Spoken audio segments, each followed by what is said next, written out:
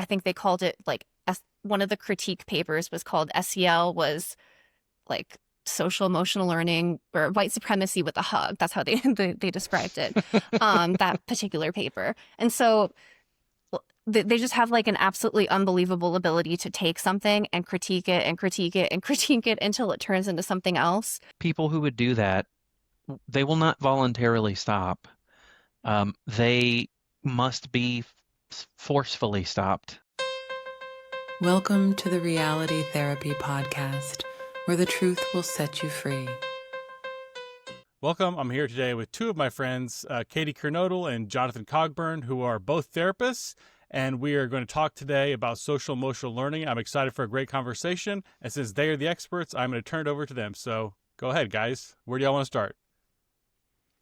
I'll kind of frame the conversation a little bit based on the little bit of prep we were doing just before the recording started here, which is to say there's a lot of pressure that's being put on the education environment and the therapy environment. We're really more talking about education today, but both those environments from forces that intend to corrupt them, via Marxism, and Katie has written tons and tons about that, and I really enjoy soaking up the information that she puts out there because it's not research that I'm gifted at or have time to do it to the depth that she does it. And then we also have like some healthier forms of social emotional learning programs or similar programs out there in schools. We have healthy forms of therapy. And so my hope for this conversation really was to spend some time trying to find where that fine line is between healthy and maybe unhealthy. Yeah, absolutely. Since you have experience, one of the things that I did want to ask you about is just what you think the role of therapy is in education. And I do think it could be useful for us to distinguish between counseling and therapy, because I do think there's a lot of confusion there. So like, for example, I'm a clinical counselor, and so I do treat mental health issues, but there's also school counseling, which is a very different thing. So I just wanted to hear your thoughts on, what you think an appropriate role is for both counseling and therapy in classrooms. Absolutely. Yeah, that's something that I had kind of prepped in my mind for us to discuss today. And for those listening, just a little background. I'm not going to name my agency that I work for because they prefer not to be. They're fine with me participating in things like this. But they're a great workplace, so I just want to honor that. But I can describe it a little bit. It is a kind of a third party. The state mandates that it exists and funds it. And we go in and create programs and how would I say that? We deliver training material from the state on behalf of the state agency to the districts that we serve. And so where I work, we have about 40 school districts that we serve, and I don't work with all those directly. I probably work with close to half in some capacity or another, whether it's providing their required behavioral threat assessment training that is part of statute, something they have to go through, or some of the required mental health trainings like psychological first aid, things like that. Probably something that may come up later today, I help lead the team that goes out when a school experiences unexpected loss, maybe suicide loss or car accidents, and sometimes even more serious things than that. And so those are some kind of areas of work. And so just so that people have some context to know where I'm speaking from on these things. One of my main roles is to design and implement a support program for school counselors in small and rural settings. And, in these cases, some of these school counselors are maybe the only mental health trained person in the entire county. And in a couple of those examples, the school district is maybe 120 students, K through 12, all under one roof in one building. So like very small, very remote. And they, and everybody there has like 7 or 8 hats that they wear in their job. So they still have to meet all the requirements that the large districts meet. So all that's to set the stage to just answer the question that you were asking, Katie, which is that when it comes to like school counseling, I think the appropriate role, if we're talking about alleviation of distress, let's just talk about alleviation of distress for a second. I think the proper role is for them to engage in some short-term strategies that help alleviate distress that are in the immediate moment interfering with academic functioning. And that's really the top end extent that I think a school counselor should try to go. And honestly, that is a little bit further than some of them are comfortable going, depending on what their work experience has been. A majority of the ones that I serve um, are are very, very thankful for myself and my partner to go out and visit because they get to talk through, some serious distress situations and how to handle those appropriately within those limits that I was just talking about. But they got a little bit of training in that in school, but they didn't go through, hours of externship like maybe the three of us would have. And so when it comes to actually dealing with distress, or especially like those crisis situations I was talking about that our team goes out for, they're kind of petrified of having to deal with those things. They're overwhelmed at working with kids who are dealing with, grief and loss of, say, like a family member.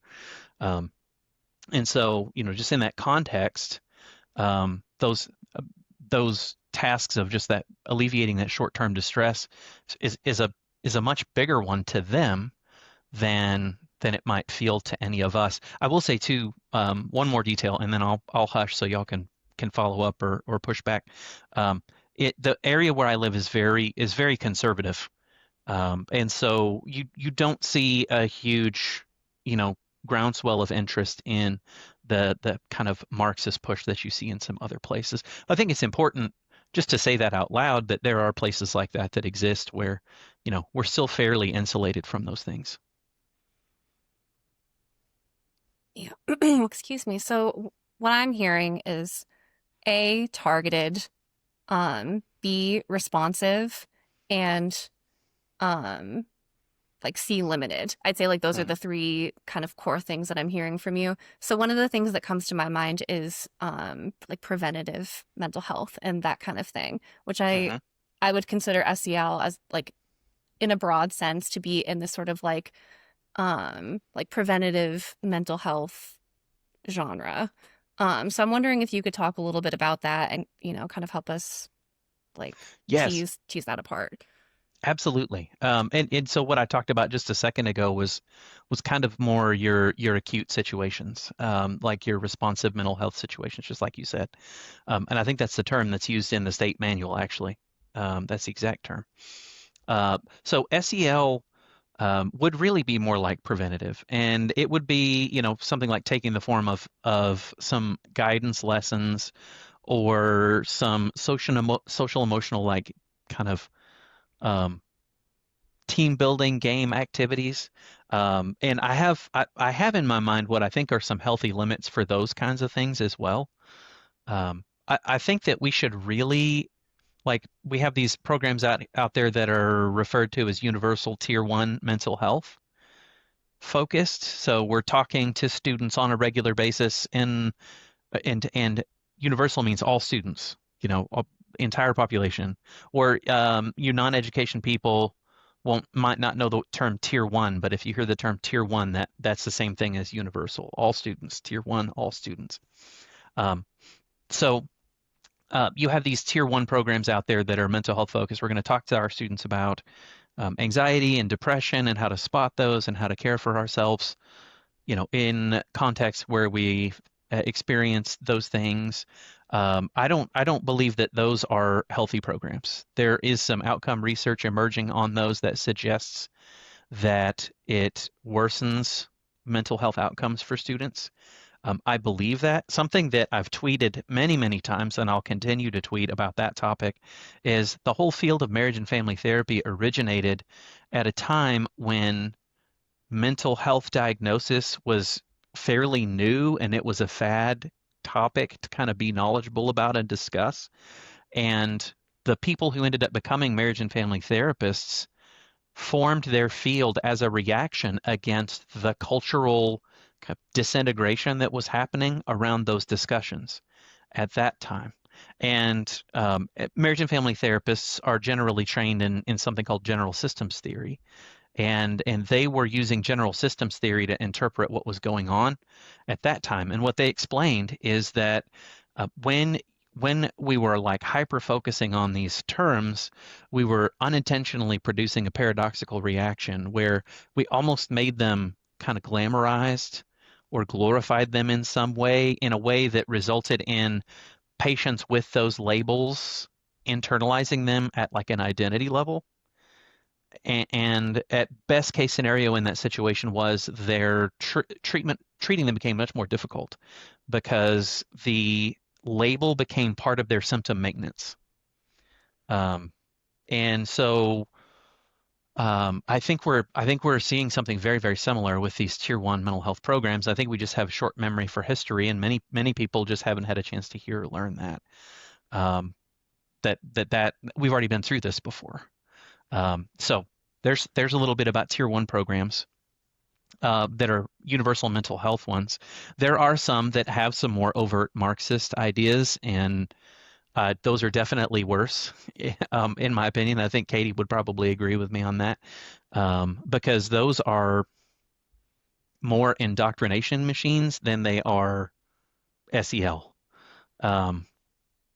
And so what we end up being left with that I think is like a healthy scope activity for a school would be a program that focused almost entirely on helping the students to kind of develop positive character traits, like positive character-based programs, or programs that in some way like address skills or protective factors. So kind of have three: character development, protective factors, and like executive functioning skills kinds of things.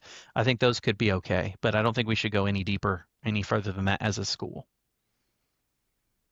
I wanted to jump in real quick. Jonathan, we've had a couple of conversations about how Brandon McMurtry, the doctoral student in New Zealand, talks about, he's called semantic sensitization. Satiation, I think. Semantic satiation. Yeah. So the way this could be applied is like kind of ruminating about feelings. How am I feeling? Am I anxious? Am I sad? Like what, and Abigail Schreier fleshes this out a good bit in her book, Bad Therapy. Do you see any of that where it's like I'm kind of turned inward, almost navel gazing, kind of obsessing about, how am I doing kind of thing?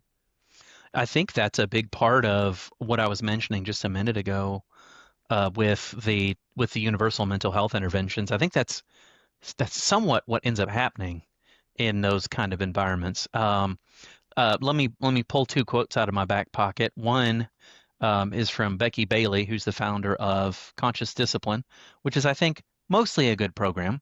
It may have some of the universal tier one problems, or it might not. I'm not sure. Less than others, almost certainly. I know that one really, really well, and I generally like it. But she said, "What you notice, you get more of." So, and those general systems theory forefathers would say like a really strong amen to that. They would be like, yes, absolutely. What's happening is we're non-verbally selecting for more of this stuff to occur because it's what we're spending our time communicating about. So it conveys some importance to it, to the observing audience. And so it encourages further and further kind of reflection and rumination on those things. Steve DeShazer is the guy who founded solution-focused brief therapy. And he said, problem talk creates problems, and solution talk creates solutions. And that points to an idea we're not aiming our attention toward improving functional behavior if we're spending our time talking about pathology. We need to act, and that's like day 2 of therapy usually is, and even some in day 1 for me anyway, has been trying to help turn the attention away from the things like the client knows what they don't want to experience, but sometimes that's all they know when they come through your door for the first time. So, go ahead. I want to just point something out is that's kind of the solution focused therapy is kind of the polar opposite of critical theory. If you go back to Adorno, he said, avoid actionism. And with Robin DiAngelo, it's avoid solutionism. What you need to do, according to critical theory, is just hyper focus on the problem all the time and never think about fixing it. So solution focus in that sense is like the reverse critical theory. Yeah, you would almost say it's philosophically opposed. I would say that. Many people who we three have interacted with online would not say that. True. Yeah. And then they usually say not nice things to me after I point that out. I'm surely y'all have not experienced any of this, the two of you. I don't know. Yeah. So those ideas like we need to focus on desirable outcomes and functional behavior. If and behavior that's not maladaptive, if we want anything to improve. And so that, that being said, a lot of the things that I end up preparing for our school counselors to use, like little kind of quick strategies and things like that, they're solution focused in their kind of theoretical foundation. And that is because of what you've just pointed out, Ryan, and because it tends to be very portable. They find it very practical. And so they tend to appreciate it. And most of them haven't gotten to do just a whole ton of training in it either. I want to bring in Katie for a second because I feel like Jonathan, you have that insider's perspective for education. One of the things I appreciate about both of you guys is how thoughtful and complex your social media posts are, and like the amount of research that Katie has done on some of these topics. Like I feel like your average post is like a graduate level research paper.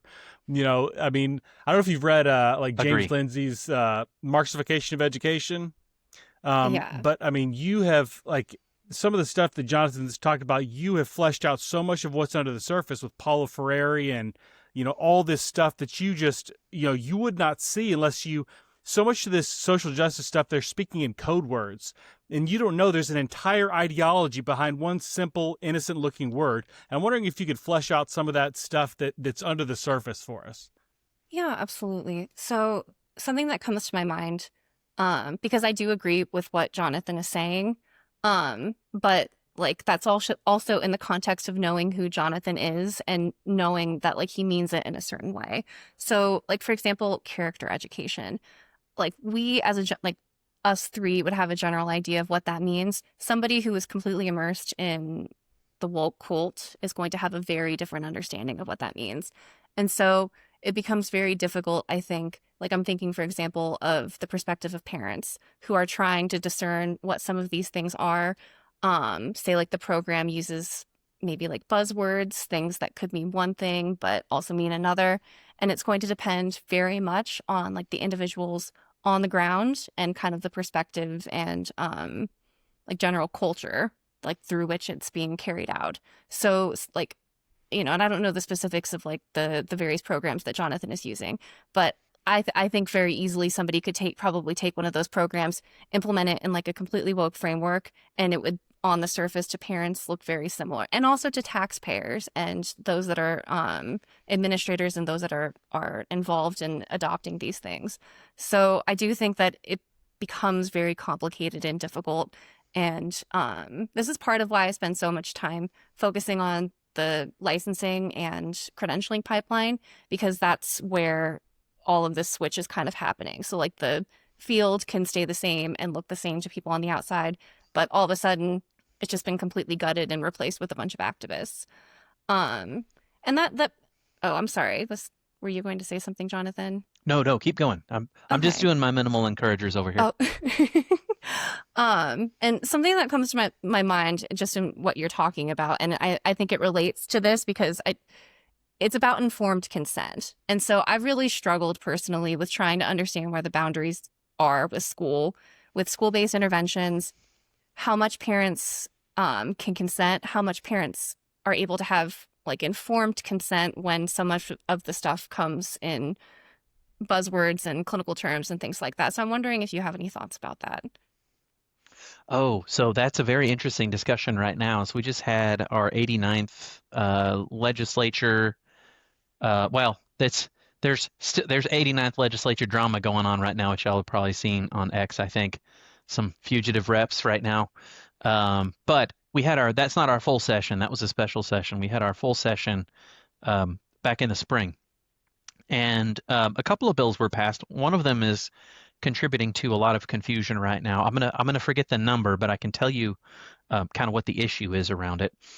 So it's a bill that was passed, and I believe the wording of it goes that you cannot use any medical assessment measure in a school in Texas without written parental consent.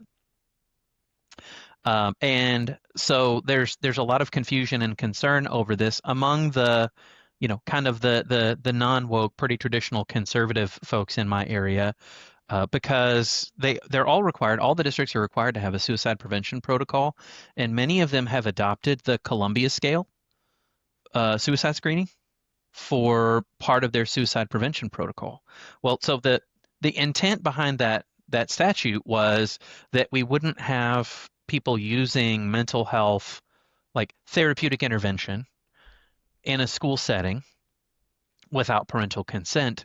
But now a lot of these districts are looking at, okay, we don't know for sure. We think we might have to pull the Columbia scales out of our protocol and rewrite it because that statute didn't put any exceptions in place for suicide prevention or emergency situation waiver or anything like that. And so then the schools also are going to have to turn around and figure out, okay, what method of documentation are we going to use now if we can't use Columbia scale in order to justify having made a referral?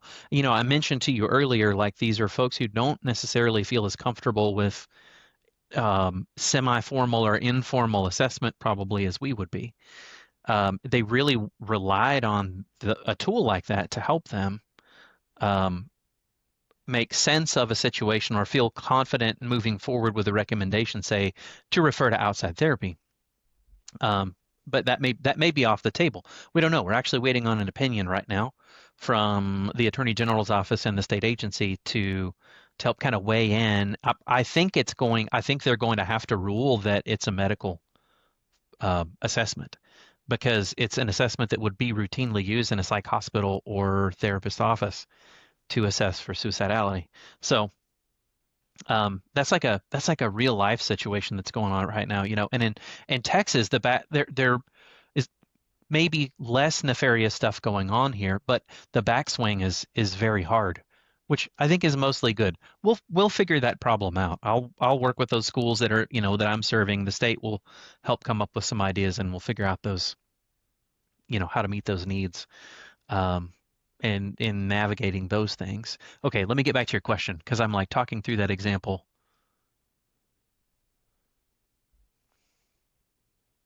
Okay, I need help. Can y'all help me get back to where I was? What was our original question, Katie? If I recall correctly, it was about like informed consent and like Yes. parents and things like that. Yeah. Yeah, definitely. I think a part of the way that I describe the difference between what like guidance counseling should be versus what therapy should be is, I think, a therapist's way of describing that. I don't know any school people who understand both worlds well enough to articulate that. But I think that's a big part of our problem that we're facing in sorting out some of these things. What is an intervention that's appropriate for a therapy environment versus what is appropriate for a school. And I think it's just like you said a minute ago. I wanted to touch back on something that you said, which is that the average school person can't tell the difference. The average layperson certainly can't tell the difference, and it makes it really, really difficult.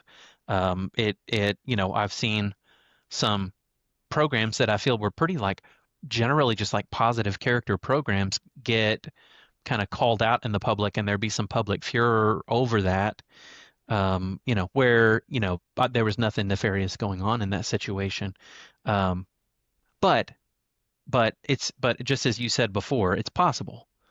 it's possible that there could be. It is definitely, that's something I'll concede all day long. It is definitely possible that somebody could use one of these positive culture programs as an avenue or a lever to sneak some Marxist ideas under the surface. And it is very hard. It's very hard to tell, very hard to find.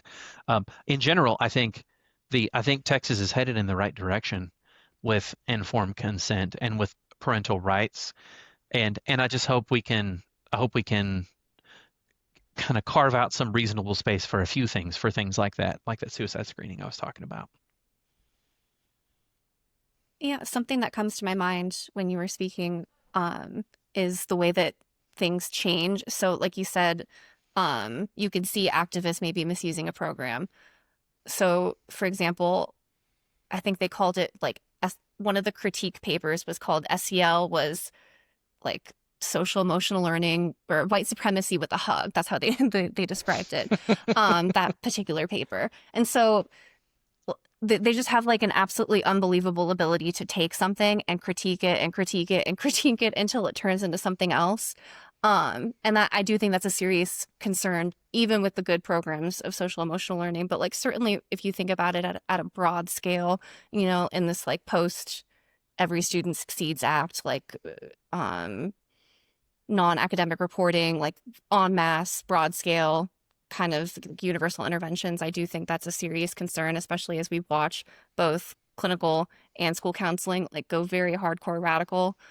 But so that's always something I want people to be aware of, is that you could be sold a program and get all of the things implemented and have all of the data gathering mechanisms put in, and all of a sudden it could just change on a dime. And obviously that's a very difficult thing to navigate, but I do think it's something we have to be aware of, especially when we're dealing with Marxists and, people who are not unwilling to lie to get to where they want to go.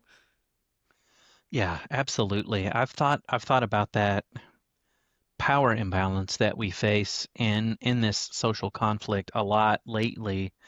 The people who believe, I think as we do, buy into the ideas that surrounded the formation of our government to begin with. So concepts like liberty is only possible if you are intentionally engaging in self-limitation. When I say we, I kind of mean like, I guess, government entities. Like government entities are supposed to engage in self-limitation. That's what the Constitution is built around, is the government self-restraining. And then it's interesting because you get kind of a systemic mirror in society of self-limitation and self-regulation when you have clear communication and clear boundaries. And I think I've thought a lot about like the concepts I learned as a student, at how they kind of apply and how they fit into a picture of like ideal American society. And I think that's a big part of it. It's like our willingness to self-limit and preserve the freedom of each other is a key feature. And people in those leftist camps are not interested in that. There's no self-limitation. It's I will engage in whatever means necessary to establish the power structure that's going to maintain the type of fairness that I think is most appropriate. And there's not good self-awareness there, I don't think, about the how would I say that? Like the self-invalidating nature of that belief system, where you can't engage in whatever means necessary to establish a structure and have that structure turn out as anything but chaotic in the long run. Because and that's what we've seen historically, is you'll have a dictator come along and seize power, and then it's just a big chaos machine where there's a line of dictators behind that dictator, and it becomes a repeating pattern of deposing chaos for chaos. And that's gross. I don't really know necessarily all where I was going with that, but I think that's maybe some of the undercurrent of the struggle that we find ourselves in. So, Jonathan, you kind of laid out this conception of social emotional learning like it's this vehicle, and the vehicle can take you to good outcomes or bad outcomes. And the problem is that there's Marxists or quasi-Marxists or whatever kind of language you want to use who are hijacking that vehicle. And I feel like this is where, Katie, you can come in. I'm not sure if is it decolonial psychology. I'm not sure like the kind of philosophy behind, how that vehicle gets hijacked in social emotional learning, if you want to touch on that. Yeah, I mean, I would consider it like just foundationally critical theory. They just apply those methodologies further and further and further. Like I focus a lot on liberation and decolonial psychologies because I do think it's particularly relevant in the time that we're at now. Like I think there's a decolonial push. There's a little bit more of a focus on like class and sustainability and those kinds of things. But like you can basically turn, like if you have the right frame, you can turn anything into a struggle session or like anything into an opportunity to build critical consciousness. So like in the wrong hands, it's absolutely like a serious thing. I mean, whether it's math or PE, anything can be an opportunity to make people aware of the various intersecting powers, colonial and all that kind of stuff, and try to like move them towards activism. I had a thought from something that Jonathan was saying. I'm trying to recall it. Can you remind me what you were saying at the very end just now? Yeah. I was kind of hinting at the idea that that we have this kind of juxtaposition between American identity and self-limitation and liberty versus those on the left who really are not willing to subject themselves to any self-limitation in pursuit of their goals. Like they're not concerned with preserving your liberty or my liberty. They are interested in working to try to establish a power structure that to them seems fair, according to that worldview. Did that get you close? Yeah, thank you so Okay. much. Yeah, go ahead. So I mean, I think you bring up a really important point, which is that activists are not going to stop. Like they have to be stopped. So they have to like just not allowed to obtain certain kinds of power. And that is something that I sincerely worry about in the context of SEL, because I do think at the broad scale, like the overall bureaucracy is not only expanding in the way that bureaucracies and like public-private partnerships, there's a lot of money going into SEL, a lot of companies wanting in on that money. Before you know it, it just kind of balloons and spirals out of control. But they also like because of the role of counseling and psychology and education, it's heavily Marxist, like culturally. And they really, they will take it as far as they can take it with the powers and the opportunities given to them. So for things like opportunities to do to work with kids in like a particular educational context, or opportunities to obtain data on what is concerned, basically they can use information about what is concerning to them in order to like more effectively brainwash them. And they can do all of this without any awareness that is literally what they're doing. They just perceive it in like a very different way than we do. And so like these are the things that I just can't, I struggle a lot with, because I think by and large it's more pretty much captured by like United Nations oriented Marxism. I guess like communofascism is more the word that I would use, just because like there's two different things going on there, like the kind of Dengist, like post-Maoist Chinese kind of thing, where there's a lot of surveillance and that kind of stuff. And like it's difficult for me to see how this doesn't, at the scale that it's moving, go off the rails unless there are major policy changes, like major limitations of bureaucracy, things like that. And something that comes to my mind is like opportunities to do what you're talking about in terms of like character education, being responsive and doing time limited things, maybe with like trained clinicians. Though like if there are ways of doing that, like outside of like the broad SEL kind of ballooning bureaucracy. Yeah. So you're kind of wondering if that's possible? Yeah. Yeah. I hadn't thought in that direction. I might turn that over. I might turn that over in my mind a little bit. You reminded me of something that I had thought we might discuss a little bit though. that touches on some of the things that you're saying, kind of like this larger agenda. I've seen you tweet a few times about these like software web-based vendor companies that have this big circle shape model, and they have all these touch points around this circle shape model. Um, and can you talk a little bit about that and your concerns for that? And then I'm going to bring something in on the tail end of that. Yeah, absolutely. So, I know what you're referring to, and generally it's considered whole child safety or whole school safety, that kind of thing, or just school safety, which is under the Department of Homeland Security now.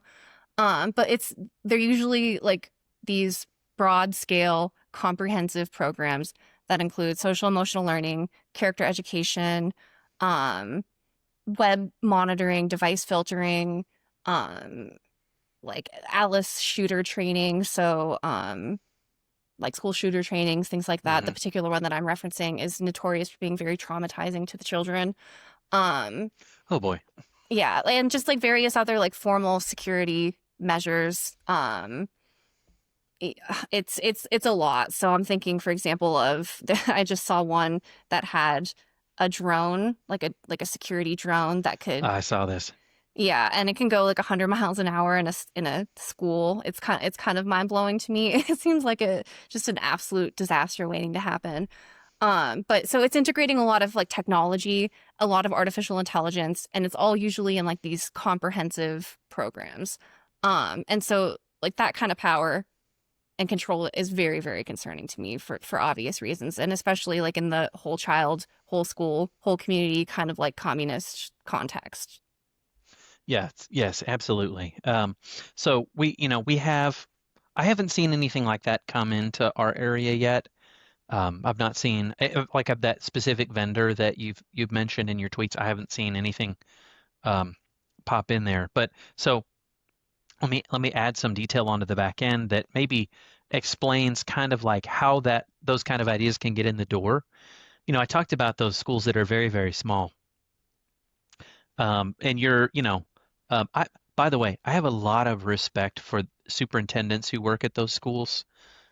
A lot. I have the ones who are there long term are there because they are incredibly like good, loving, durable people, in my opinion. Like they are driving the bus before school. They're probably at least an assistant football coach or assistant girls basketball coach. They fill in for the janitor when the janitor's not there.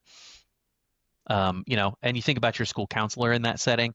That person is the school counselor. She's the district testing coordinator. Which means the state standardized test plus the ESL tests they do plus GT testing. Those are three different processes. So then think about they're also the foster care liaison and the homeless student liaison. These are all like areas of funding that require particular documentation to be completed in order for the school to be in compliance. Um, and so imagine being somebody working in a setting like that, and you also have somebody as a school safety officer somewhere, maybe a principal or a superintendent. Like, can you imagine seeing a software suite like that and seeing all the things it can do and going, oh my gosh, that kind of help would be just like so, so amazing. Um, that would be, I think, very enticing to somebody in those roles. And it's, those kind of compliance challenges are present in all schools.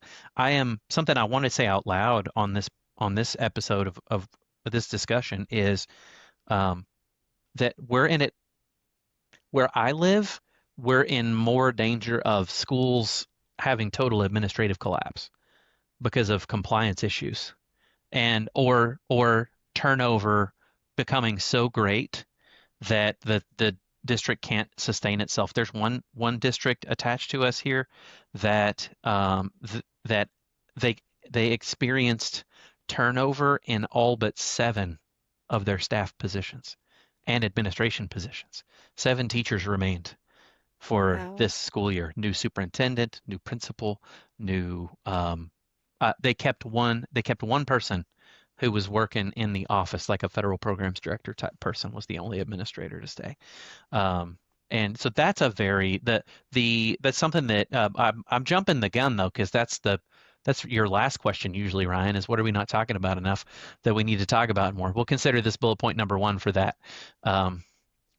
question, that the escalating compliance requirements of all of these title programs and additional programs is a huge mechanical weight that is trying to pull the systems down right now, and that I would consider that a real threat, and it's one that's not discussed very much.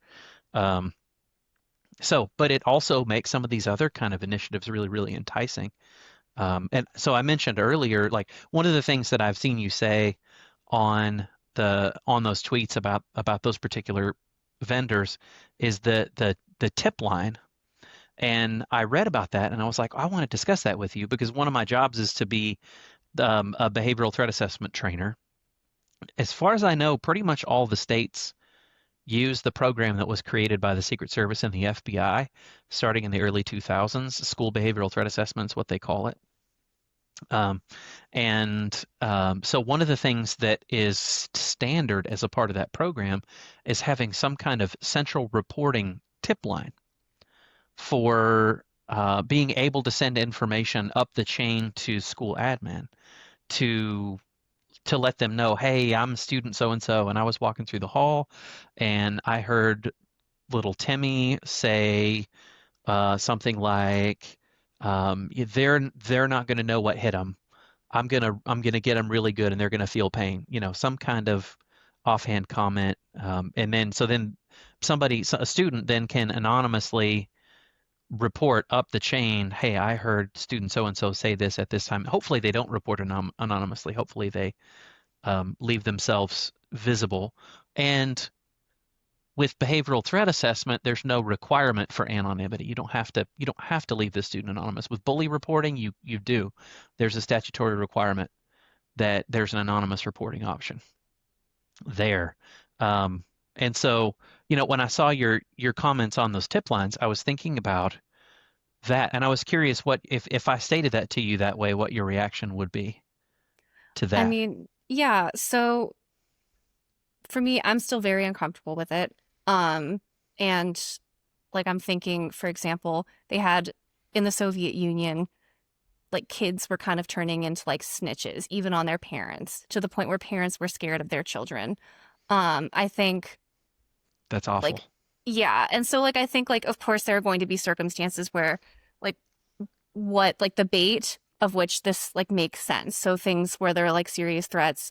I know like suicide risk is a common one of kind of getting in the door.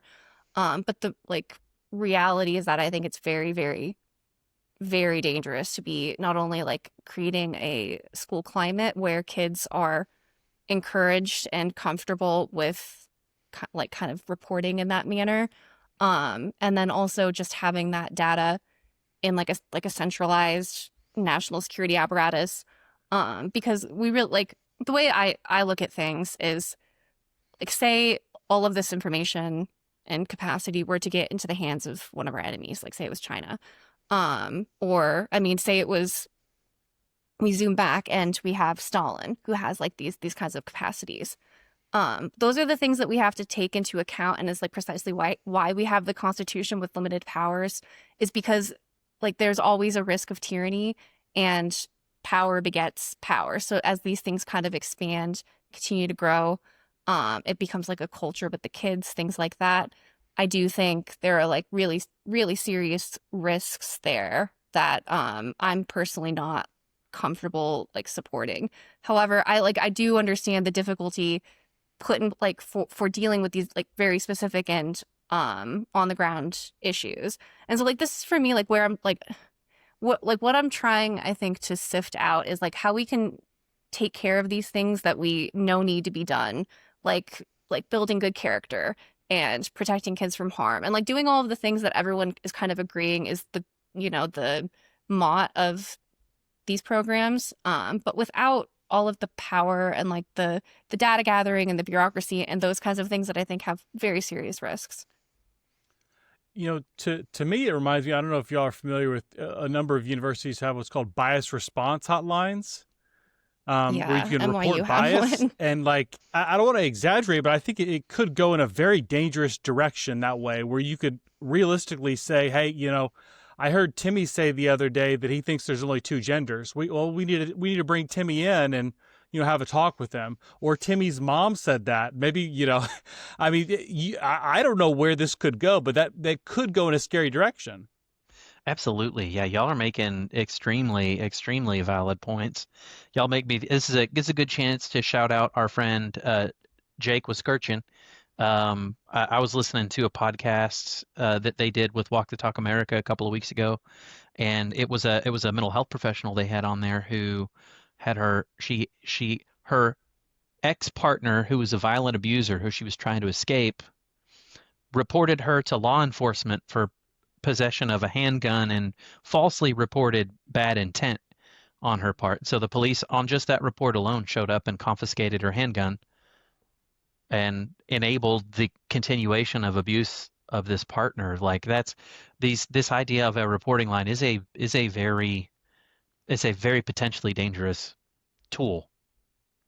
It's potentially essential in some areas, or at least let me back up from that one step and just say, in the world that we live in right now, in Texas, we have a statutory requirement that the district have a central reporting mechanism, whether it's a Google form, or whether it is something like the vendor, something similar to the vendor that Katie has talked to about in some of her tweets. And that's something that I think is a challenge for us to try to tease out, like, where are our avenues for intervention to prevent things from turning in a bad direction. One thing that's really different about the education world versus the therapy world is like, we have our state boards that grant licensure, right? And they give us an acceptable scope within which to practice, but there isn't much like top-down authority beyond that. We're pretty autonomous from there, as long as we're conducting ourselves within that reasonable scope. But it's very different in education. This was like hugely eye-opening thing. It is completely top-down. Like, we're not going to risk using a Columbia scale suicide screening on the chance that we could get in trouble with the state for using something that could be construed as a medical form. Instead of using that, we're going to wait until they provide us some top-down guidance on what we're allowed to do.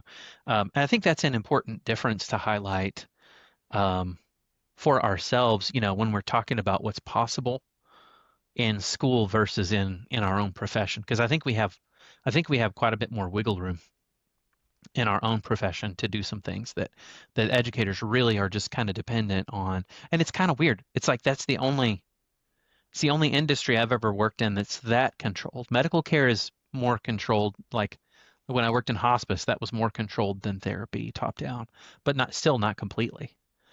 So anyway, that's just an additional thought into all of this.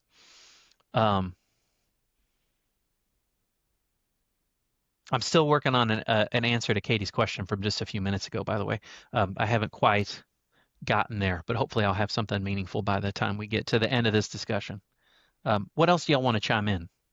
Something that's like coming up for me is a lot of things in society, but especially like with education, like we're talking about, seems like 1984, but like if 1984 took a hit of LSD, because you've got this like security surveillance apparatus thing, but you've also got like drag queen story hour and privilege walks for 5-year-olds. And it's like a very absurdist version of George Orwell. Like, what do y'all make of that? Hyperreality.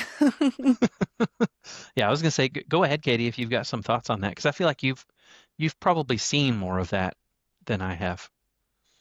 Yeah, I mean, I think this is just the 21st century context that we're in, where things are going to look a little bit different. But it's going to have that little bit of weird, like, American absurdist kind of vibe. But like the overarching framework and like the orientation are basically the same. I think like when I talk about, for example, that like that integrated, surveillance and SEL kind of like security program and things like that. I mean, to me, that's just social credit junior. That's basically just like what social credit is brought into the education realm and kind of getting the kids used to it. Because really, like realistically, for the fourth industrial revolution, it's kids now who are the primary concern because they're going to be the adults who need to go from, cradle to grave in like this particular route. Um, and so like it's basically just kind of getting them adjusted to like what that looks like and what it'll look like. And so it has to be done in like a particular way for our specific context. And like it wouldn't, it could just turn like on a dime and drag queens are going to be over and it's going to be like a completely different thing. I mean, it could even appear like pseudo-Christian. I mean, I don't think that's out of the realm of possibility is to use the appearance of Christianity. Ryan's eyes just got really big. Yeah. We've done a little bit of podcasting on this, Katie, and that scares me a lot. Yeah. Yeah. So, I think, and we talked a little bit about how a lot of that is also very like absurdist and postmodern and like that they're holding these like Christian appearances in pastiche, but not with substance. And so, yeah. And like something that comes to my mind that I feel like it just could be worth clarifying for people, because like when we talk about communism and like what communism is, for me, the easiest way to understand communism is that it's like a spiritual eugenics program. They truly believe that they are going to transform man and create something new. And they think that they're going to do that through like changing external contexts and things like that. So like things like social credit aren't just for surveillance. Like they actually think that by having these incentive structures and kind of like, like changing the way that people think through like brainwashing and things like that, that they are functionally changing reality. And at the end of that is a new man.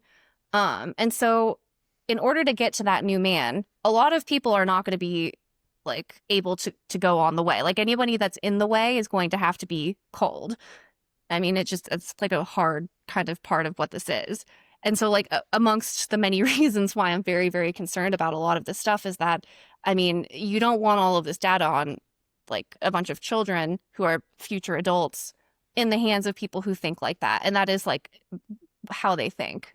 So for me, I take that very seriously. I understand that that's kind of difficult for a lot of people. But I do think that's something that we have to face down, because I mean, it wasn't like 100 years ago that we had the Holocaust. It's not like it's something that's out of the realm of like serious possibility. So this is why like we have the Constitution, limited powers, things like what Jonathan was talking about for like learning to self-govern. So, liberty comes with self-governance. It's not just like a free-for-all. Dealing with things in the culture, dealing with things interpersonally. At that level, I think that's where we can restore things. And I think we should be very careful about like the expanding top-down bureaucratic stuff. I absolutely agree with being careful about expansion of top-down, like centralization efforts. I was going to add something. You were talking about we don't want data in the hands of those kind of people, and in my head went back to those kind of people who do not subject themselves to any self-limitation.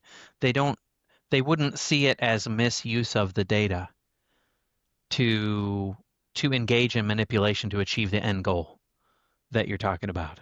And you were all but directly saying that, and I just kind of wanted to tie that back together with the way we were discussing that a minute ago. Like, yeah, that's seriously a risk, and it's not. That's something that I have to check my ego about, because I am a person who believes in self-limitation and emotional differentiation, if y'all know that term, as a like a personal goal for myself. And it's a cognitive distortion we're all subject to, where I can become prone to think, well, others think or believe or feel in the same way that I do. And that is certainly not categorically true. There are people out there who would misuse that in the way that we fear. It could be misused. That's something that's. Oh, go ahead. No, you go ahead. I need to collect a thought. That's something that's coming up for me because I look at you, Jonathan. I'm like, he's a good dude. I know Jonathan. I trust him to, kind of carry out within that realm of responsibilities. And it sounds like the people that you work with, you're like, oh, that's a good person. I know her. I know him. But what if it's not, that type of person in Texas? What if it's somebody else, right? And there's a lot of people that we talk about on a regular basis who believe that 70 or 80 million Americans are literal Nazis and that we are in a constant battle of good versus evil. If some opportunity came up to abuse some of that data that's being collected for some type of other ends or means, for some type of direction that they want to take things, I don't think that they would say, oh, well, that's kind of a violation of the Fourth Amendment. I don't think we really should do that. I mean, if this is like the quest for cosmic justice, of course they're going to abuse that data. Yeah, absolutely. And I think about, what Katie said earlier. I've had very much the same thoughts. Is it seems like people who would do that, they will not voluntarily stop. They must be forcefully stopped. And I don't know. Here's a question for all of us, but for you, Katie, too. Do we have all the tactics we need? Are we missing some tactics to be able to stop that? Like, what else needs to happen for us to be able to kind of fight that more effectively? I struggle with this one because I've thought about this a lot. What is missing, especially in counseling and the therapy world, that makes it so that we have a very difficult time seeing what's right in front of our faces with this stuff. And so I certainly think we need more tactics. I mean, first of all, sue, use the Constitution. We need clarity around constitutional boundaries for these things. And part of that is going to involve lawsuits. I'm not a lawyer. I can't advise people on how to go about doing that, but that's just a general strategy. So I think we need clarity there. And then I also think we need as counselors, we need to interpersonally engage with one another and give people who might not fully know what's happening a heads up so that they don't accidentally get pulled into things. So those are the small things that I can think of, but I really think that there's something missing to where we just cannot see what's right in front of our faces. Yeah, it's a really, I think that's one of our biggest problems, is that it's a really uneven battlefield, because we're in order to be principled and maintain what we're trying to maintain, we have to constantly remain in those limits of self-governance, emotional differentiation, self-limitation. We can't pursue end goals by whatever means necessary, because we understand that to do so would invalidate the thing that we're trying to, in this case, preserve.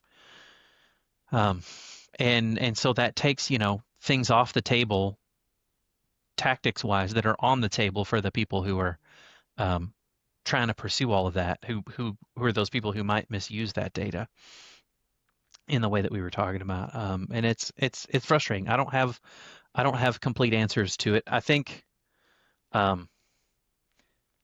think one thing that you're onto is the idea about using litigation, and I don't like litigation.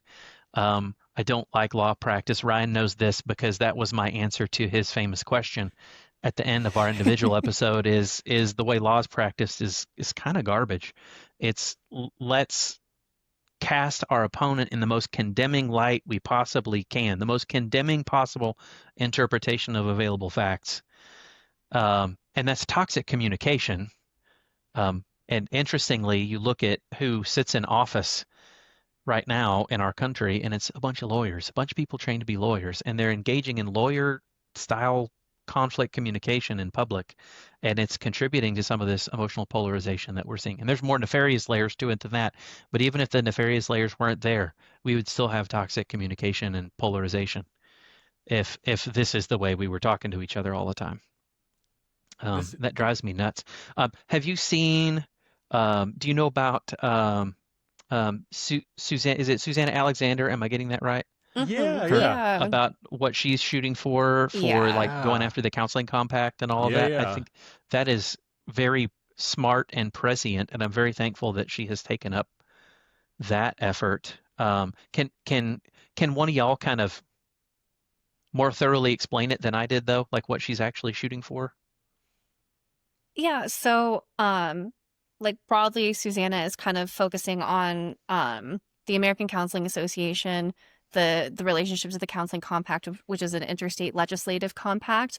As far as I understand it, there are some weird gray areas with some of these compacts in terms of how the legislation or how the like oversight would work for them. I just think that there's something going on there with the fact that all of them like suddenly popped up. They're coming through this like very particular thing, and they seem to be have some coordination with the Sustainable Development Goals. So like with the ACA, the National Board for Certified Counselors, basically this like KCREP, which is the counseling accreditor, and like basically this nexus of like a monopoly that are functionally having total control over everything top down in counseling.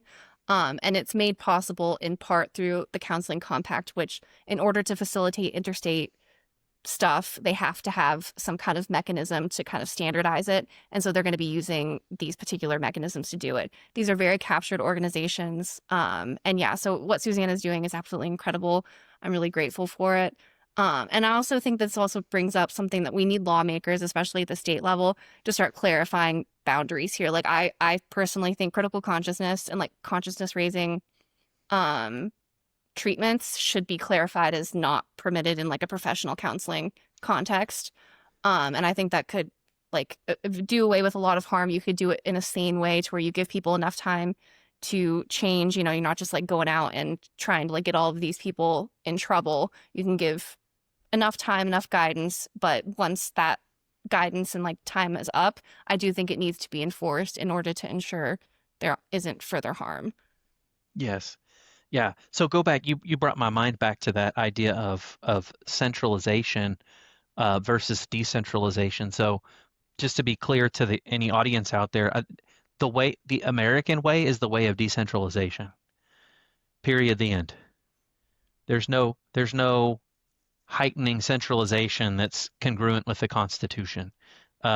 And so that's why we have state governments and sovereignty of states and separation of powers between the federal and state governments to keep stability of rules. But let me go. I was talking. I was on Jake Wiskirchen's Noggin Notes a couple of weeks ago. I don't think that's aired yet. But one of the things he and I started talking about on that episode, we started out talking about was like this idea of decentralization versus centralization. And in general systems theory, there are really good examples of this in family development. Think about, you have a child who's starting to individuate, and what are they doing when they individuate? Well, they're kind of like testing the things that they believe against the world as they're experiencing it, more independently, and they're revising some of their beliefs to develop something that's more or less entirely new. It's an entirely new internal belief system that is a mixture of what they grew up in versus what they've learned, or with what they've learned along with what their experience in testing has taught them. That's individuation. Well, if you don't have individuation of states from a federal government, then you don't have autonomy.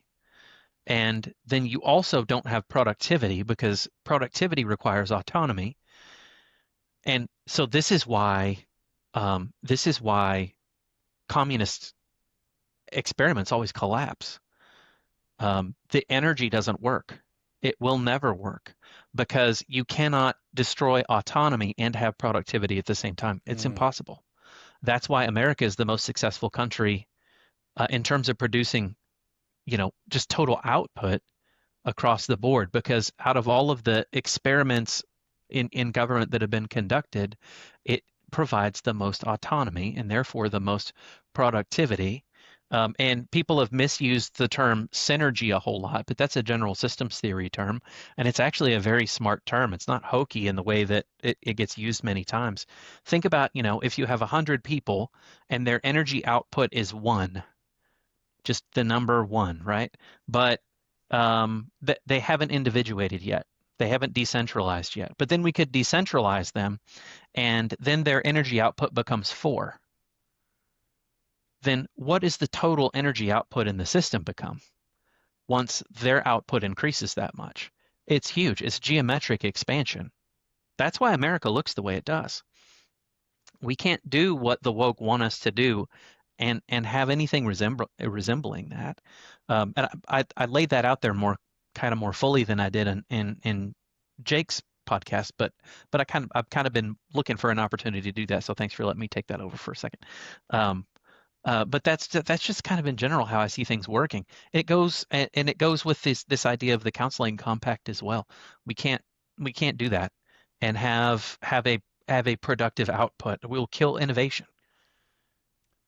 I wanted to touch on kind of that, also combined with this idea of what are our tactics that we kind of touched on a second ago, and I can't help but think that conservatives, like generally speaking, are like less prepared for this and kind of at a disadvantage. And I'm speaking in like broad generalities here, but conservatives tend to find their meaning and purpose through their families, their communities, church, things like that. And if you're a Marxist, I think kind of almost by definition, part of being a Marxist involves being dissatisfied with your life and seeking that meaning and purpose at a system level. So I think Marxists are naturally more systems thinkers, and kind of it's not second nature to conservatives in that sense, because I think a lot of conservatives might say, well, my politics are leave me alone. That's fine, but if you don't care about politics, politics still care about you, if that makes sense. Yep, that's part of the unevenness we're facing for sure. Katie, what do you want to say about that? I don't want to just jump right back in. Yeah, I mean, I generally agree. I think even just more than conservatives, I think this is kind of like a split between just normal people and radicals, because you do have a problem of like a Gramscian right that's kind of using some of these tactics like to fight the culture war, and I think it's just kind of a mess, and it's just going to make things worse, and kind of like cause like the fascist reaction that I feel like we're kind of set up to head into right now. So I think it's really difficult to get normal people just kind of like involved in like the small ways of the culture war. So like I think local stuff, even just going to your local school board meetings, staying abreast of local politics, state level things. I think that's really important. I think there's like things that people can do in their churches and in their local communities, and just kind of like in like a very simple way, spreading the word, building those connections, figuring out what needs to be done in your local area and working together to do it. Like those are, I think, are the avenues that we can do. So we're like kind of battling this culture where there's so much like national level chatter and politics, and there's just kind of like all this stuff that keeps our minds busy. So I think like really grounding at the local and like interpersonal level and just kind of letting that stuff go will go a long way instead of like getting pulled into all of the BS, basically. Yeah. Building stronger local communities, reclaiming stronger local communities, I think is like a major important thing. And I feel like you're really addressing that there, Katie. I think something that I've done at work, I don't know if y'all know this, but like the Title I statute that's in place, the federal Title I program, which it has to do, title programs are really confusing, y'all. Like I understand Title I a little bit. My work falls under Title IV. And so I understand Title IV probably the best. But in Title I, something a lot of the general public don't realize is that Marxist concepts are written into Title I. Federal Education Code, equity plans are part of Title I Education Code. So one of the things that I've done at work is talk to some of the school improvement consultants that I work with who go out and help with testing performance, and just asking them questions like, hey, what do you think about this term equity? What do you know about it? And so far I've had this like one-on-one discussions with most of them, like on road trips and whatnot, or just kind of on the side here and there, explaining to them the history of where that term arose.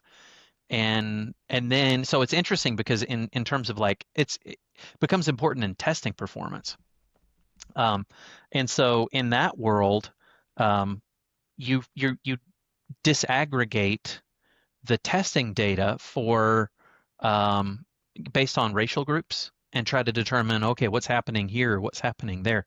And so then when I talk to those consultants, I ask them, hey, um, what difference does it make in terms of the actual intervention that is put in place to help those kids recover?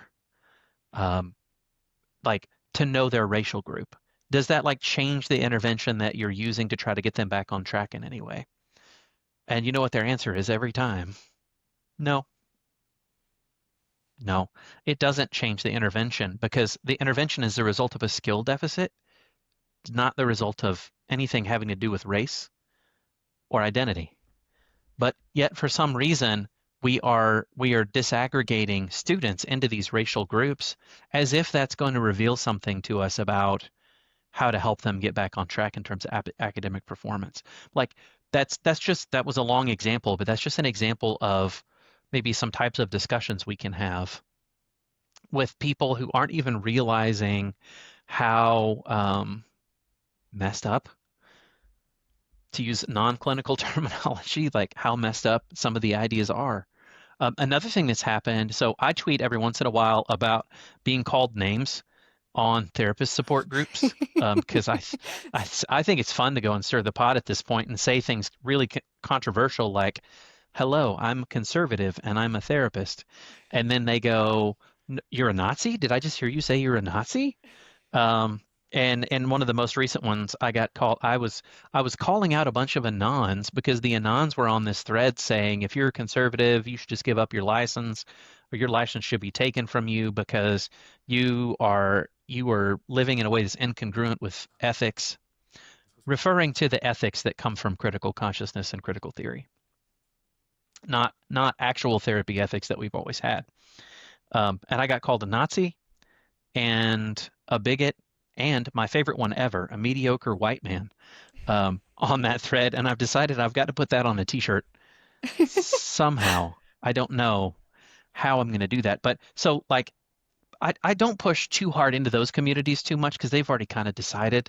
Although when I do, this is something that Jake Wiskirchen and I agree on a lot, is that when I engage publicly online, I try to have my name attached to it and I engage in healthy communication at all times because others are watching that in the wings. I'm not going to convince the person that I'm arguing with, but I might start a seed of a red pill from somebody watching and listening through the contrast of the way I'm communicating versus the way I'm being talked to in return. And so I'm kind of taking blows on purpose because maybe someone will see that and see that it's not actually hurting me and I'm remaining differentiated, hopefully. And then another thing I do is I'll like talk to my coworkers about that. I'll show them some of the examples, just like the ones that I've tweeted. And man, they are totally shocked. They cannot believe how bad the discourse is in those places. And that tells me that like they're like the folks that Katie was talking about just a minute ago. They're not these hyper political people who are plugged in, maybe in the way that we are to what the discourse is. They're just like going to church and going to work and watching their shows. And they hear some hints and whatnot, but they don't realize, they don't know the depth. So helping people see like the depth of seriousness of what's going on and just maybe kind of adopting the assumption that most people or many people don't understand how nasty it is would be some good just kind of mindsets to adopt about all that.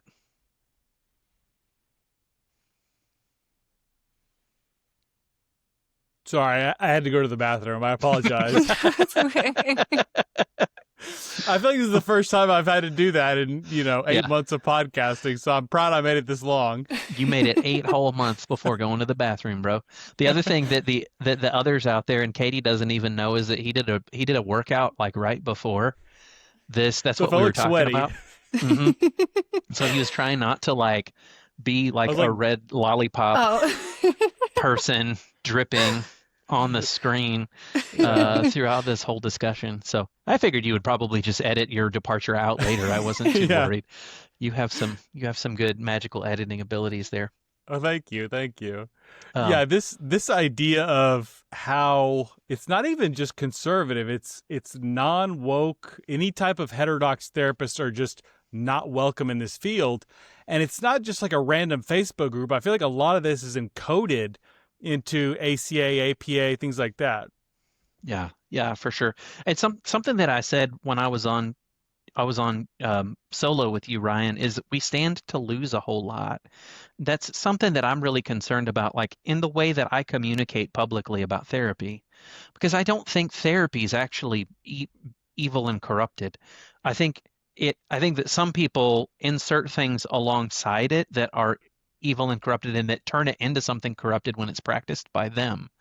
But the theory is still sound, and the practices of good therapy are still sound, and the ethics are still sound. And I don't want us to see, I don't want us to who are trying to save it to unintentionally fuel or give ammunition to a backswing that could, essentially result in shutting down the profession as a whole because of loss of public trust. I'm communicating out loud about all this because I want to do what I can to help preserve public trust in the institution of therapy as it's been practiced in the past before all of this crazy stuff happened and got inserted alongside it.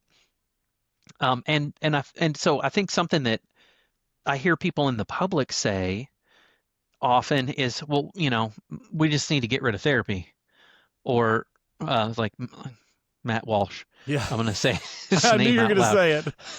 Matt, oh gosh, he drives me insane. I agree with him on so many things, but Yeah. Matt, no, you need to have some discussions with people about your views on therapy and what it is. And we're trying. Many of us are trying. So like the idea is like if we just get rid of therapy, or if we just get rid of SEL, on the flip turn, bring that back to the education side of things, then that would fix a lot of our problems. And the reality is those are used by the woke because they are the avenues that Katie was talking about earlier. They are the places where someone could go and most readily exert influence to get their goals accomplished. And we could get rid of therapy, we could get rid of SEL, but we're getting rid of some of the institutions that contain some of the best tools possible to fight against the ideology that is kind of threatening everything. And so I don't want us to lose access to those tools and strategies. I don't want to lose the ability to teach people to be emotionally differentiated, because I don't think you can be emotionally differentiated and communist. I don't think you can. I don't believe it's possible. And so I want us to have those tools at hand. And so go back to what Katie said earlier. I think that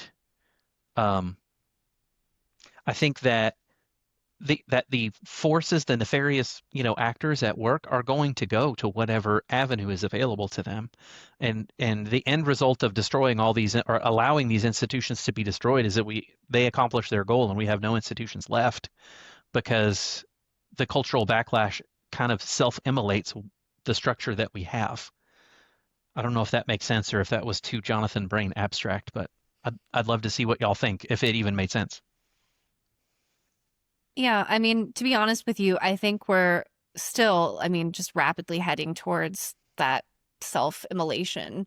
This is like why, I put so much effort into trying to explain these things to people and like trying to get them to take it seriously, because if we don't course correct in a serious way, the public won't trust us, and I don't think we deserve their trust. I think it's fair for them to distrust us as we get to this point, because we've had not only the I guess you could call it the gender mania, or everything that went on with gender ideology and things like that, which we're still more or less battling, I think, at least in counseling. I know it's maybe a little bit different in different contexts, but I think that's pretty prevalent still.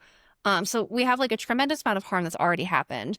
And now we're in a position where we have very serious practices of people. So liberation and decolonial psychologies, for example, are very explicitly aligned with, I would say, armed struggle. I think it's explicit enough to where you could get yourself into like very serious problems practicing these things on people who are psychologically vulnerable. And so if it gets to the point where we have en masse practice of like functionally radicalizing things, and like the public eventually realizes this is happening, no one is going to trust us. They're going to wonder why we didn't self-police. They're going to be wondering like how on earth this could have happened. And so like, yeah, I do think like we don't want to discourage people from seeking these services. And I think like there are increasing opportunities and like increasing resources for people to be able to navigate finding a therapist in this environment. Like I'm thinking of Open Therapy Institute, like clients can reach out to them and try to get help to find therapists. But by and large, like we're still, at least as like a broad scale profession, heading like, I mean, just right down. And Yeah. I really would not, like, not only do I want to prevent the profession collapsing, but I also want to prevent like the very serious harm that's going to come from all of that. And so, yeah, that's not a very positive note to end on. I'm sorry. No, not at all. But it's a realistic one though, I think, because it is the pattern. I mean, I said it, you said it. It's kind of the pattern that we are drifting toward. You mentioned Open Therapy Institute. I would shout out also conservativecounselors.com, I believe it is. I believe is I'm just not completely sure on the URL ending. That's Soad Tabrizi, who's a friend of me for a long time, and has been on Ryan's podcast before. Also, the Association for Mental Health Professionals, which is on X as well. Those are all organizations or like things that fall. This is a tactic we didn't talk about before. Things that fall under what I would categorize as parallel economies to the institutions that we have, because I think we would all agree our professional orgs are cooked. Like can y'all say like that there's a professional org associated with therapy that has hope of being salvaged at this point? Only the tiny heterodox ones that we're talking about. Yes. Yeah, But that's it. that's a David and Goliath kind of comparison there. Yeah, and those only formed as a counter reaction to the total takeover, ideological takeover of these other institutions. I did see that the American Psychological Association had a speaker that was talking about some of these things pretty openly. Like about a week ago, I saw a post pop up about that, and just a few years ago, they had Jonathan Haidt as a keynote at one of their conferences. That's been a few years ago. That might even be like 7 years ago now. I'm not sure. So, but the rest of the stuff like the stuff that's encoded in the APA, I don't trust it. Like half their tweets are kind of critical consciousness nonsense. And so, so parallel economy, that's another tactic, I think. And I think maybe a challenge to anybody listening who's a clinician out there or who's a school counselor would be to seek out one of these organizations that represents parallel economy and try to strengthen David a little bit, because we're going to need that. I don't know if y'all saw this, but the AMHP, Kathleen, who helps run that, this last week filed a brief with Ken Paxton's office to help get an interpretation made of one of the statutes that's recently passed here in Texas that would close a door on schools and school counselors being able to use SEL programs as an avenue to indoctrinate kids. And I believe, hopefully I'll get close to describing this well, but I believe what they were doing is that the people kind of on the left who were lobbying against Kathleen's effort were trying to argue that that part of their activities shouldn't fall under parental consent, just like we were talking about before. And Kathleen's effort was to collect records of legal precedent and other various research evidence and send it to Paxton's office. So I'm hoping that she's completely successful in that. And that's another example of kind of using the systems that we have in a tactical fashion that we haven't been recently. Jonathan, I don't know if you know this, but the Association of Mental Health Professionals is having a conference in October in Dallas, and I'm going to be going to it. Oh, So you're signed up? Yeah, if you're Okay. available, let's see you there. Yeah. I have Soad and Kathleen have both messaged me at different times about that or commented on things at different times saying, "Hey, can you come? Can you come?" Well, I'm going to try. I need to. October is like a really tough time with the student events that we have going on at that time. Some of the trainings that we run, it's pretty busy. But if I can, I'm gonna make my way over there. Yeah. Yeah. Going in networking. Yeah. So I know we've been going for a long time. Do y'all have time Mhm. for two more questions or one? I'm I'm good okay either with way. either. Yeah. Okay, cool. So my second to last question is there's no guarantee that any set of tools stay in a particular person's tool shed. So these tools of psychological, cognitive, emotional type tools in Jonathan's hands can be very effective at helping a kid, kind of get back together and get their education with them. But there's no guarantee that they stay with Jonathan, right? Um, and this could apply to education, SEL, or just kind of society more broadly. But therapy culture seems to be kind of utilizing these tools often for very nefarious ends. And it seems like this empathy and vulnerability is kind of a Trojan horse in a lot of ways, where you open someone up. I'm thinking like I'm recovering from addiction, and in 12-step fellowships, a concept is like surrender to the process. But you have to be very careful to who you're surrendering to, because there are some, like, we try to police it, but there are bad actors out there, like, hey, surrender and come mow my lawn type of mentality. You do run into that kind of thing.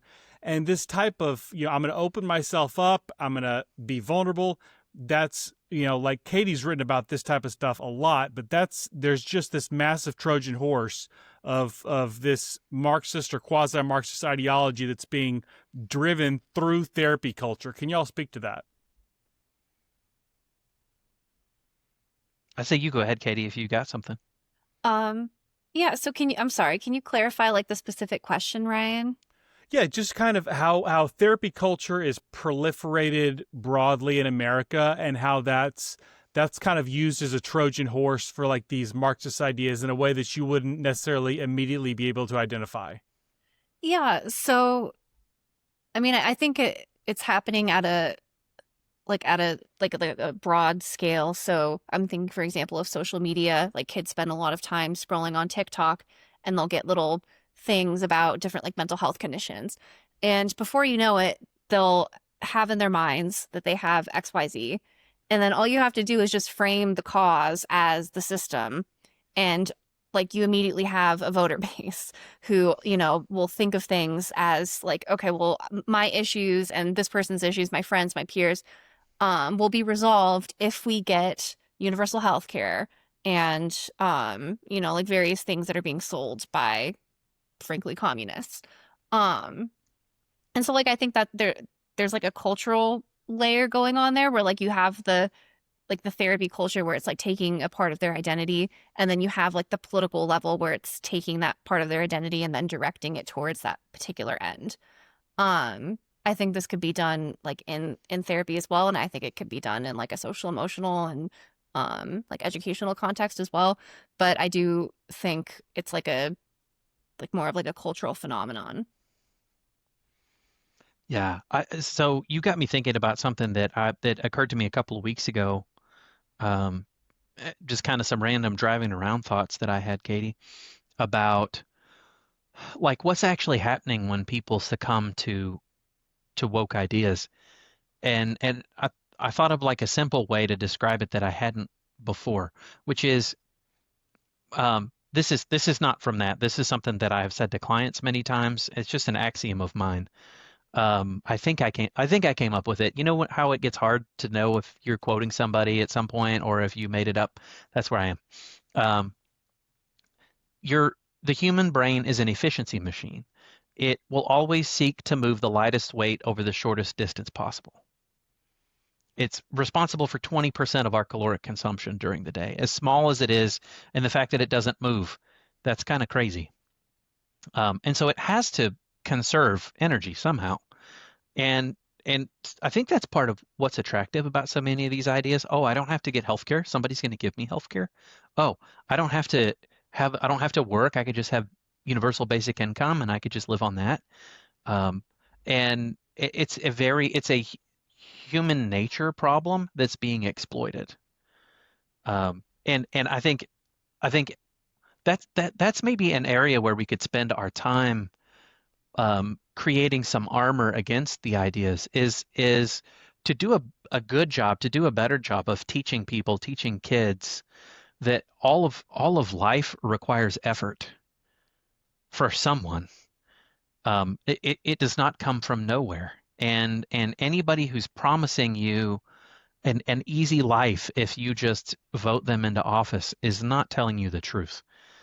Because your life will require effort on your part or on someone else's part in an exploitive, potentially, fashion. So I think like that, that easy road is very, very tempting. But I think helping to armor people in what to look for, that might be a good direction to go. That's a very understandable. I think part of the struggle for the audience is staying up with the terminology, and I think maybe if we came up with some more direct ways to explain these things, it might help. I think there was one more area that was kind of tied to that same idea. If it left me for a minute. Maybe it'll come back later. That kind of idea about yeah. I got it. Never mind. So Katie was talking about you can just like kind of convince someone that they might have a problem and then blame the system. So if somebody is talking to you or to me or to anybody in a way that and you're like we're trying to help, but that person is not asking you, hey, in what ways are you contributing to maintenance of your own problem in this situation?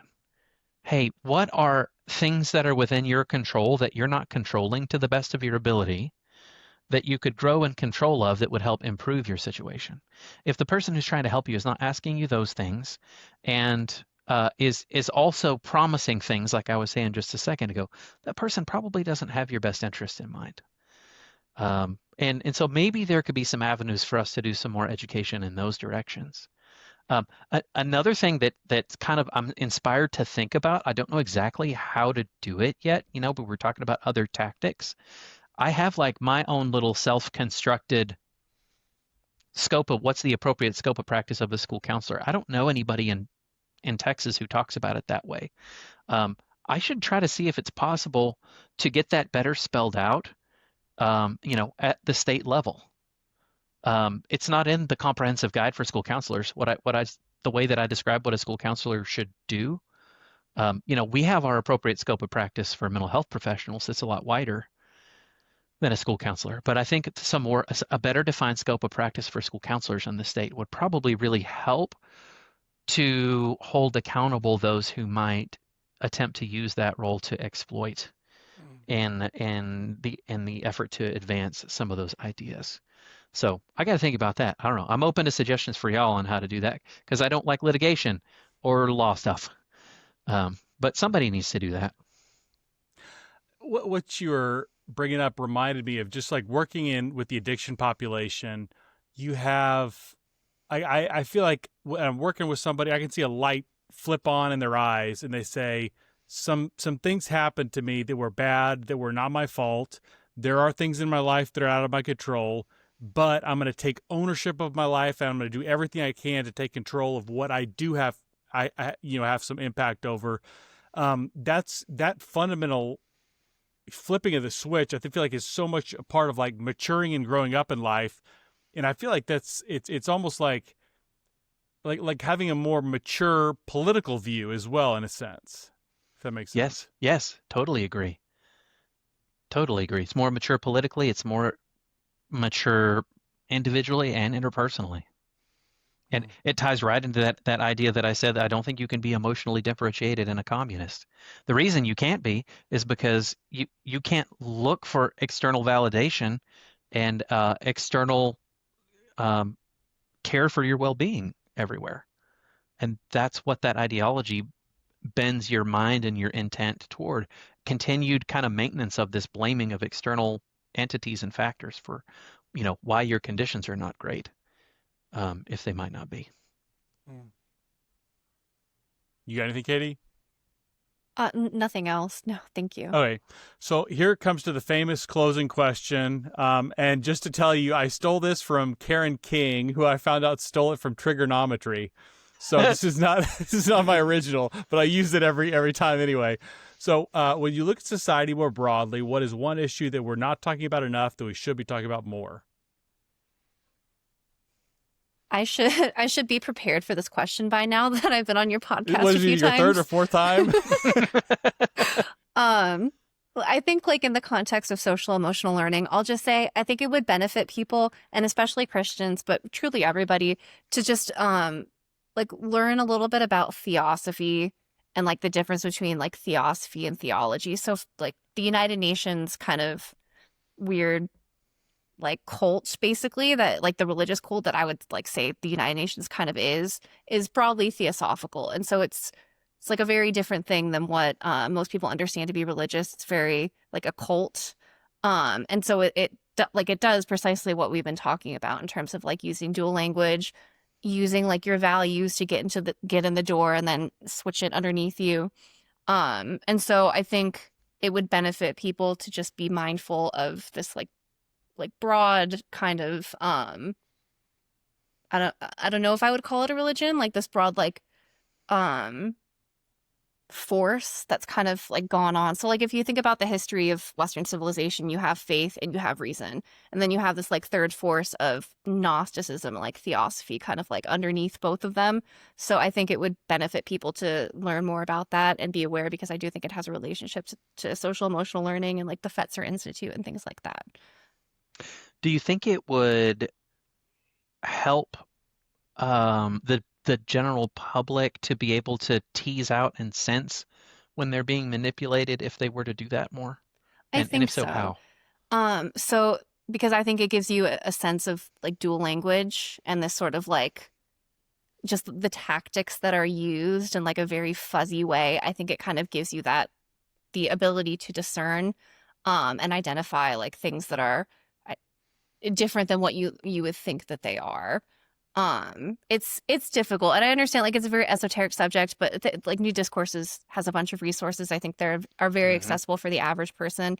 And just what you need to know. You don't have to like get into all the like the weird, like secret society stuff. Like I don't think that's as important. I think it's just being aware of just these kinds of manipulations. Yeah. I agree wholeheartedly with what you just said. I think you should learn as much as you're comfortable with learning, but you don't have to become like a James Lindsay level expert on those things, because people like me exist who I've asked Katie the question before. Can you tell me how I didn't end up woke with, going through the education that I went through? And this is something that you and I have back and forth about a few times, and I have some theories about it, but I don't think that I fully understand it, to the maximum degrees it could be understood. But I exist, and people like us exist who have not fallen into that way of thinking, and who avoided doing so, not having all of that information at our disposal, not having that fuller understanding that, say, Lindsay has really done a great job of cataloging over there. So maybe like learn as much as you can, I think is a good idea, or as much as you're comfortable with. I'll reiterate in answer to that question, Ryan, what I said earlier, which was we're not talking enough about the bureaucratic, nasty, heavy, like barbell of a weight that is also tipping our education system in a dangerous direction of collapse. And but the idea that Katie addressed around that when we were talking about it earlier is a really sound one. We need to decrease bureaucracy. Decreasing bureaucracy and increasing local control will help resolve a lot of those kinds of issues. And we have to resist the impulse to centralize control when things go awry. And we need to increase our differentiation with regard to those things. And we need to deal with problems on an individual basis more often than we do, because individuals are individuals.